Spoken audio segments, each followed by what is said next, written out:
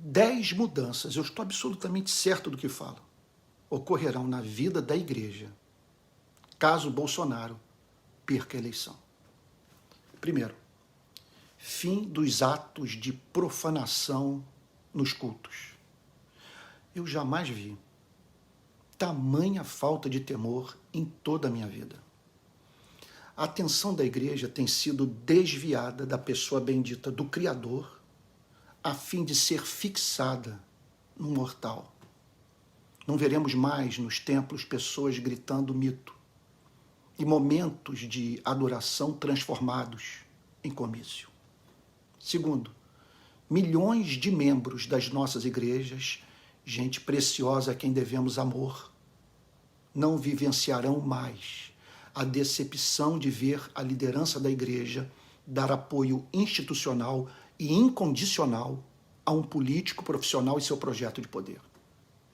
Quem começou essa divisão no seio da igreja foram os defensores de Bolsonaro.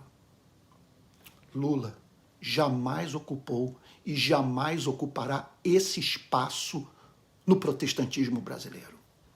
Terceiro, os crimes, fracassos e incompetência do governo não cairão mais na conta da igreja. Quarto, a igreja, em razão da ligação entre sua imagem e a de Bolsonaro, não causará mais escândalo a pelo menos metade da população brasileira, que jamais votaria em Bolsonaro. Quinto, seremos poupados da presença entre nós de uma pessoa de espírito profundamente contencioso. Diz o livro de Provérbios, no capítulo 22, verso 10, lança fora o escarnecedor e com ele se irá a contenda, cessarão as demandas e a ignomínia. Bolsonaro, lamento dizer, destila ódio. Esse espírito está hoje fortemente presente nas igrejas do país. Como uma igreja que se diz conservadora dá apoio a comportamento tão distante do ideal cristão de amor. Amor que se expressa em atos de cortesia, doçura, perdão, bondade, domínio próprio. Sexto, a igreja, por não ter mais um político de estimação com o qual mantém relação subserviente, a crítica, fará o resgate do seu chamado profético. Deus tem uma contenda com as igrejas do nosso país, que por cegueira, impiedade, falta de amor, orgulho, se mantiveram caladas durante os penosos anos da pandemia, nos quais cerca de 700 mil pessoas perderam a vida. Em dias de fome, desemprego e luto, a igreja se calou perante a impressionante falta de empatia do presidente da República. Sétimo, os cristãos do país não vivenciarão mais o constrangimento de terem de justificar o seu apoio a um governante que defende a ditadura militar, celebra a memória de torturador, declara que praticaria canibalismo, humilha mulheres, dissemina a cultura de arma de fogo. Oitavo, a igreja não verá mais a defesa dos seus valores ser feita sem misericórdia, elegância, sabedoria.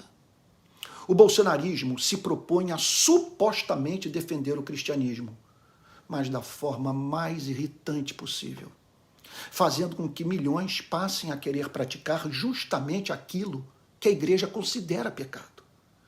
Olha, pergunta a você, caiu nesses últimos 4 anos o número de abortos no país? Os brasileiros passaram a observar a ética sexual da igreja, por exemplo? A cultura foi redimida para Cristo? Nono, a igreja ficará livre das constantes ameaças de golpe militar que ameaçam frontalmente sua liberdade de profetizar contra a autoridade pública. Num regime de exceção, eu não poderia postar esse vídeo. Os que protestam contra esse governo, hoje, só não foram calados, porque as instituições democráticas os defendem. E, por fim, 10º lugar, voltaremos a depender apenas do Espírito Santo e do poder do Evangelho de Cristo para mudar o rumo da nossa nação. Jamais precisamos, na história do nosso país, do apoio do Estado para fazermos a igreja crescer. Não tenho a mínima dúvida de que pecamos ao perdermos de vista o fato de que não é por força, nem por violência, mas pelo meu espírito. Igreja, não corra pecaminosamente para o palácio em busca de ajuda. Você tem acesso ao trono do Rei do Universo.